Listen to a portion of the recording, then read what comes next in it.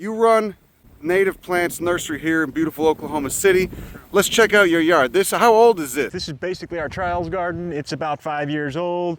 We've bit by bit just installed a whole bunch of stuff just to see how it'll go. It's a big trial run. I'm a huge fan of graminoids, so I go 80% at least, usually about 80% grass and grass-like plants usually.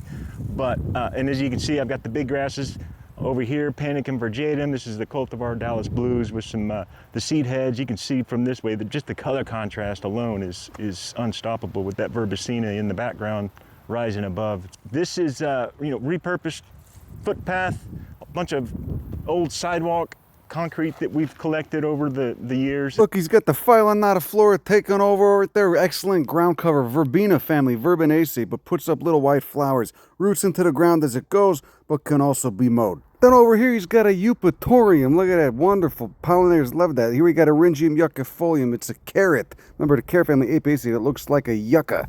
Then here he's got Liatris pycnostachya. Look at that. Who doesn't love a blazing star? But it's a 4-foot tall one. Looking at Brian's yard, it was a sensory overload. I could smell the terpenes and volatiles leaking out of the leaf stomates. I could hear all the cool insects hanging out in the brush. But I still had to go ahead and ask him if he ever got stupid comments from people passing by who didn't like it, or if he had neighbors who called the city on him. This was his response. Here I don't. People have gotten used to it. They know what we're up to here. Yeah. And nothing but praise. People get it, Yeah. Totally. So I went over to take a leak in the corner of the yard, and I noticed that he had a huge colony of Helianthus maximiliani, a cool native perennial sunflower that comes back every year and gets pretty big. He also had Chelopsis linearis, the desert willow, over in the corner, being that we are so close to Texas. Then turning my attention back over to the front yard, I saw that he's got an Amorpha canescens, one of my favorite prairie plants, aka the lead plant, in the pea family Fabaceae. It gets chalky mint green foliage due to the fact that the leaves are covered in tiny hairs. Then it gets inflorescences with a bunch of tiny purple flowers on it. He sells them in the nursery, but because they got a big taproot, he has to put them in deep pots. Got to grow these in tall. Yeah, we do. We've got these in 30-inch tall taproot pots right now. Clinium. Mm-hmm. What is that, a strawberry? It is. Native strawberry? Right? What? Yeah, wild strawberry. Holy shit. Oh, what a nice yard. This Thanks, is so man. nice. Thank you. This has got to be such a nice place to lurk. Brian's yard was great. Not an inch of grass anywhere. Here was Panicum virgatum. We got Verbicina and Coleoides. Really easy annual to grow that's just covered in pollinators and cool butterflies. Then I got a nice money shot of Rhingium yuccifolium, rattlesnake master, one of the weirdest carrots. The genus Rhingium's got a lot of members in it. This is our native prairie one. You also get Rhingium leavenworthii further south in hotter areas of Texas, which is an annual. Because this is Panicum virgatum. Yeah, north wind. Are they all the same clone then, or what? It's a cultivar. It but is, right. Yep. It's pretty cool. I mean, that's massive. And it's so massive. This is why prairie grasses are such beasts, because root to shoot ratio, as much shoots you have up top, you got just as much roots down below. That's just building so much soil. Yeah, and really in terms of being a good neighbor, I just staked it this morning because it was flopping over onto our good neighbors, but no big deal. It minds its business. Look at the contrast, though. I love. This is Bouteloua gracilis. You said. Yeah, with those eyelash inflorescences. It defines this line really, really nice. Yeah, man. There's so many beautiful grasses in this region. For sure. Southern plains. Big fan of the grass. Next door at the nursery, I got to see the lead plants that he's got potted up. They looked incredible. Remember, they got those big tap roots and fibrous root systems, so he's got them in big pots. These have been potted up. We did this in the spring this year. It was a trial because in the 1-gallon pot, they weren't moving around much. They'd reached their maximum density. But look at that. Oh my God!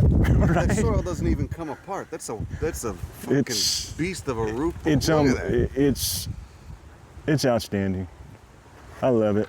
I wish more people grew that, man. That thing. But that's how you got to do it. Those deep pots. That's right. Yeah. Much deeper than they are wide.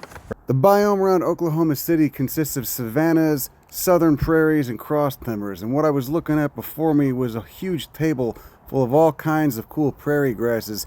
Type of shit you certainly can't get at places like Home Depot or Lowe's. I was ecstatic to find a place to source all the plant species that I use to recreate those places in nature that make me feel so chill and relaxed.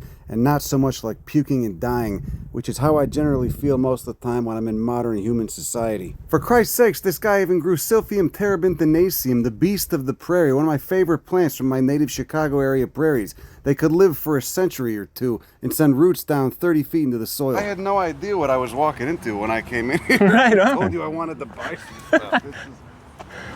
What's Opuntia sixpetosa no macrorhiza, huh? Yeah. This is a great nursery. Holy shit. Oh, you got a ringe. You might got to get some of these. For sure. These like it's sunny and dry. Yeah, they do. But, you know, and they can take quite a bit of shade. A lot of water and they can, yeah. So it's a facultative wetland plant. We've been open as a retail site for just had our 2 year.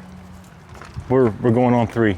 Over in the corner, they had a huge selection of cool native prairie grasses too, species I wasn't even aware of.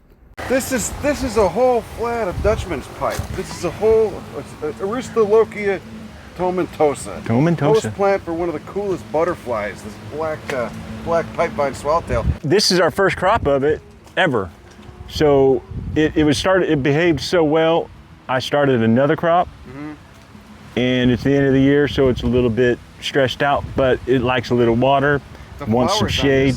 It's unbelievable, yeah. In a shady corner of the nursery, they had the Carex dungeon. You know, in case you got a shady spot, you don't know what to grow there, here's your answer. The genus Carex, and they have quite a few of them to pick from. Seed heads. Oh no shit. It's unstoppable, right? Also very shade tolerant is the genus Equisetum, the horsetails, which are technically ferns. It's a fern, it produces spores. It's actually got spores that have elaters on them, so they move. You can actually look at them under a microscope and they move, and they produce these little cones at the top, which is where the spores come out of. They're technically called strobili. Okay, so we're back in a grassland. Man, the grass is here. This is Andropogon ternarius. Yeah. This is... These all look so healthy. What do you juice these up or something? Nada. Like, it's amazing, man. Nothing, man. This is really good. This is just, it's that time of year for these grasses to really pop off. So if these don't get sold, you got to pot them up then, because they probably get a huge root system, huh? They do, but we maintain these in a 1 gallon. Up potting's there's not a big market for 3 gallon grasses, and we do our installation side of the business is going to put these in if they don't sell. So. Yeah.